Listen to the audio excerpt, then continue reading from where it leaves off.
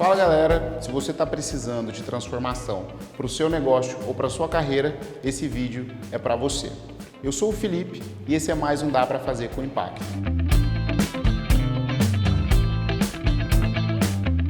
Até um tempo atrás, eu e o Tom, a gente era considerado o que a gente pode chamar de publicitário tradicional.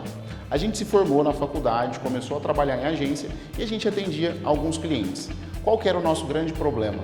Grande parte das ideias de agência de publicidade, elas são ideias para cumprir tabela. Elas não geram nenhum impacto no cliente ou na vida de quem está em volta do cliente.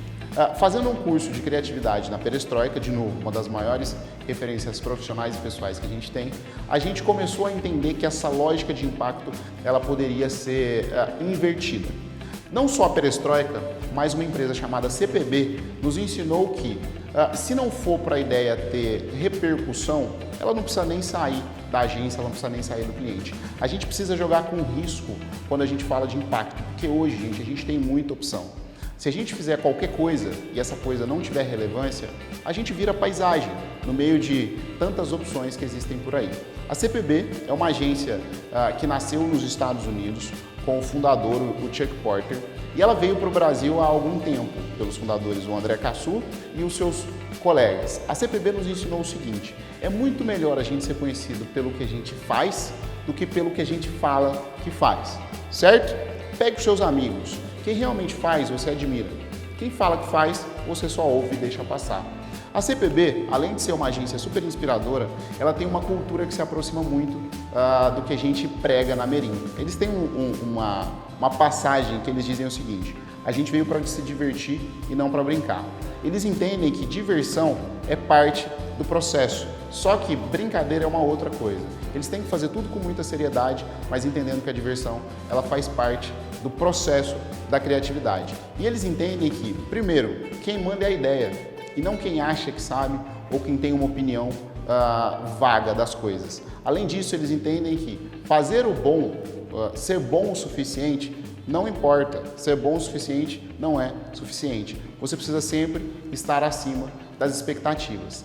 Dentro da CPB, a gente acabou conhecendo uma dinâmica chamada capa de jornal, que a gente carinhosamente chama de Press Release Thinking, que é como é que você pode pensar como um jornalista. Você pensa na notícia e não na propaganda. O que as pessoas vão falar no outro dia da sua marca?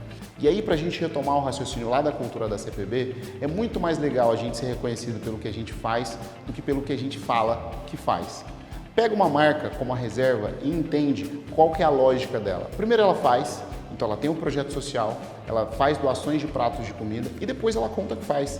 E essa lógica faz com que a gente crie ideias cada vez mais impactantes. Agora a gente vai entender junto como é que funciona um passo a passo do Press Release Thinking. Essa lógica do Press Release Thinking traz pra gente a capacidade de pensar como um jornalista.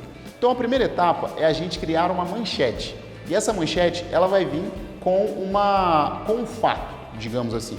Então, exemplo, a Merim Erim impactou tantas pessoas no ano de 2020. Esse fato, ele precisa virar um parágrafo, digamos assim. Ele precisa virar um relato. Depois que você pensar na notícia, você vai dissertar sobre ela, digamos assim.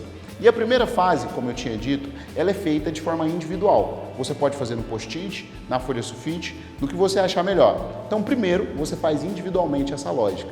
Logo na sequência, você reúne um grupo de pessoas que vai estar pensando como jornalista separadamente, para que essas pessoas possam contar sobre as ideias que elas tiveram.